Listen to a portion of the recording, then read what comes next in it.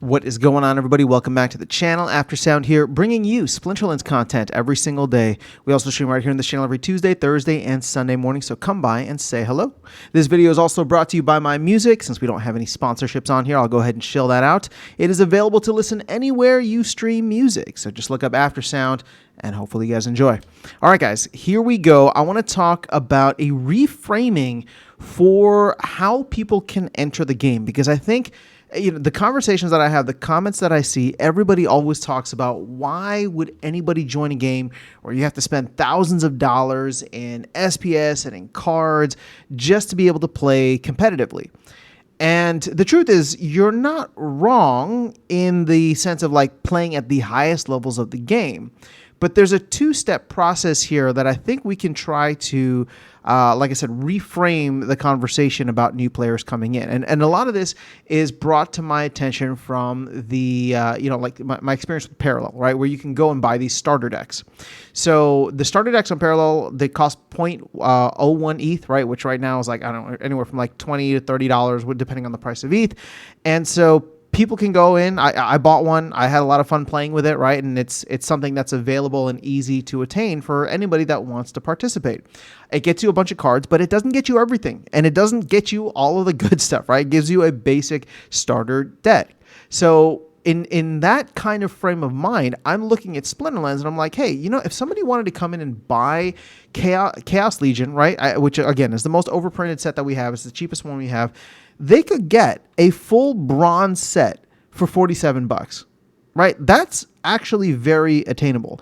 And then to get the whatever amount of SPS, right? Like you could just come in and essentially rent the amount of SPS that you need and start building your stack slowly. Like it doesn't need a lot, right? You don't have to bring in a ton of money. And the best part is you can just come in and rent cards if you need to, right? So like you don't need to go with the starter set. But the whole point of this video is to reframe things and say, hey, we have a starter set here available for about $50, right?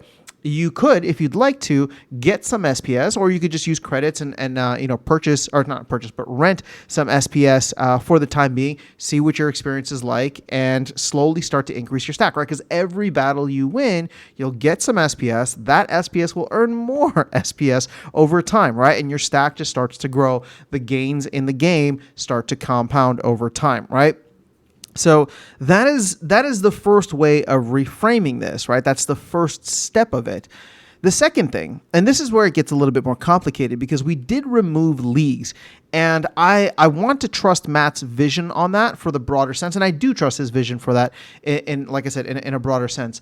But what I'm wondering is, are we missing opportunities for entry level? And what I mean by that is we have novice, and then it just goes straight into it, right? And you are pitted up against the best of the best, right? And to the team's credit, like they've put in a lot of liquidity bots to make it a little bit better of an experience, especially at the lower levels. And when I've started off, I've played against a lot of those liquidity bots. The first couple of battles, it's not too bad, right?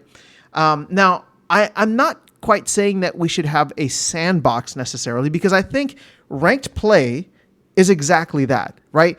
That's what it should be. You're climbing the ranked ladder, and therefore the best of the best and the most invested are going to be the ones, right? The combination of those two things are going to be the ones that perform at the highest levels. So I don't know if it's a new league. I don't know if it's new format. I don't know if it's maybe we just need more game modes or more tournaments, right? That allow people to participate at the lower levels, meaning like there should be bronze tournaments running every day, right? Like that should be happening. And the how would I put it? Like bronze tournaments should be running every day. People should be, incentivized to come and participate. The rewards don't need to be super high, but it's just something where people can come in, play within the construct of just having a starter deck, right? Which would be, in this case, a bronze level deck for Chaos Legion or Rebellion. And here's the thing, right? Like, so if you wanted Chaos Legion, and I didn't even go as far back as Untamed. Untamed is $250 if you wanted to get a starter set for Untamed, right? That's how much it would cost you. With dice, $97. Rift Watchers is $97 as well. And Rebellion, the brand new set, is $400. Like, again, I'm not saying that $400 is a lot or little. But I am saying it's not an an absurd amount of money, right? Thousands or tens of thousands of dollars in order to participate in a game. So that's kind of where I'm at. I think we should try to reframe what the starter experience is like, because the thing is, if you're watching these videos and you've been watching these videos for at least a couple of months, at this point in time, I'm going to call it, like, you are a veteran of the game. You probably have a leveled up deck. Maybe it's not fully maxed out. Mine isn't fully maxed out, but you're playing against the best of the best, and you are ranking somewhere in there, right? Whether it's silver, gold, diamond, or champion. That's where you're at. What we need is a space for new players to come in and just have a little fun. That is maybe completely separate from ranked, but it allows them to purchase cards, right? And again, you can purchase the cards for $50. You can get some supplemental cards for another $100, whatever it is. But you can then participate in a bunch of different areas. The earnings will be low, as they are designed to be.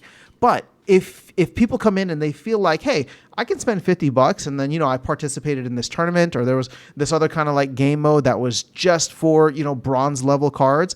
And maybe this is something that the DAO would have to like put some rewards to. And again, I don't think that it would be, I don't want it to be a place that can be easily exploitable, meaning that, like, let's put the rewards there, and this is only available to accounts for like the first 3 months that they're created, right? Or the first 6 months that they're created. Only they can access this format. And this format maybe gets, I don't know, pick a number, right? But it's got to be something small, maybe like 10,000 SPS per season as part of its rewards that it gives out. And again, like 10,000 is not a lot, right? Like we could easily allocate to that. Maybe 10,000 is too much. I don't know. But it's just something small, something available for new players to come in, a brand new format for new players to come in and participate. Therefore, you can go back to my first point, right, which was then, kind of push this starter deck or starter set area in which people can come in. Maybe it's just wild format, right? And so you get to come in and you get to choose how you want to participate in that. And then it's just like, okay, your time is up now.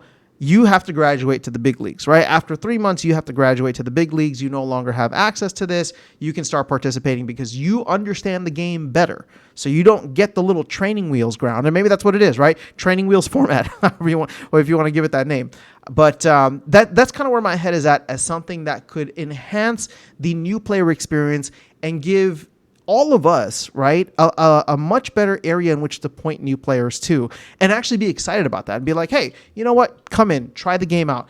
Spend $50 on a starter deck, rent some SPS, right? And renting SPS, you can throw a couple bucks in and rent a decent amount of SPS. SPS is super cheap to rent right now. So people could come in and essentially for those first couple of months with $60, right, be able to play, earn a little bit, see if they like the game first, because that's what's important. See if they like the game first. And then if they do, well, then they can make the decision on how they want to improve their experience from there, right? How much they want to add value to their collection, their deck, and just their play experience and entertainment. So that's all I have for you guys in this video. Let me know your thoughts in the comments below. Again, feel free to take this idea, massage it, run with it, whatever the case is. But I do believe that there is an opportunity here. If it ends up being a third format or additional tournaments or something that gives new players a chance, again, the rewards don't need to be high.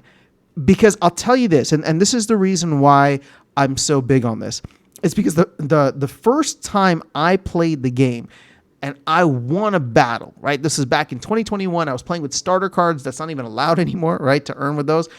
I was playing with starter cards. I won my first game in bronze, and I got like 0.002 or 3 DEC. It was tiny. It was fractions of a fraction of a penny. And I looked at that and I said, holy crap, that's real money. Right? Like, that's real money. I had never played a game before where all of a sudden you could just hit play, and 5 minutes later, if you win, you get real money. Like that was a very big moment for me. And I think if you can create those moments for players, even if it's small, it starts the addictive feedback loop of the gameplay itself, right? They come back, they see how they can improve their collection, level up in the game to get better rewards over time, which is exactly what I've done and many others have done over the past couple of years. So let me know your thoughts in the comments below. That is all I have for you guys in this one. I'll catch you all in the next video and see you around the game. Take care.